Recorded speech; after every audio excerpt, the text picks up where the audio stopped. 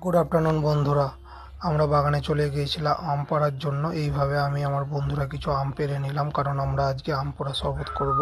এই প্রচণ্ড গরম, এরপরে আমরা বাগানে আমগুলোকে ভালো করে পুড়িয়ে নিলাম।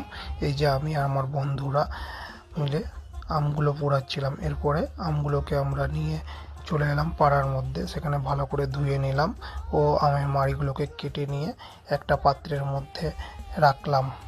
এরপরে আমরা সব রকম মশলা মিশ্রণ দিয়ে এবং আমগুলোকে ভালো করে চটকে নিলাম। তারপরে দুটো পাত্র নিয়ে ডলিওয়ালা চায়ের থেকে ইন্সপায়ার হয়ে তার স্টাইলে চেষ্টা করছিলাম একটু ঠিক এইভাবে। এর মধ্যে আমার বন্ধুরা কাড়াকাড়ি করছিল, তখন আমি বলছিলাম যে এইভাবে নিস না, তাহলে আমি হয়তো ছুঁড়ে ফেলে দেবো, এটাই আমি বলতে চাইছিলাম। পিছনে আমার বন্ধু দাঁড়িয়ে আছে। এরপরে কমপ্লিট হয়ে গেছে, এবার আমি খাচ্ছি। সবারই প্রথমে কেমন হয়েছে সেটা দেখার জন্য আমি বললাম, না হেভি দারুণ হয়েছে। বলছিলাম ওহ ওয়াও নাইস বাম্পার।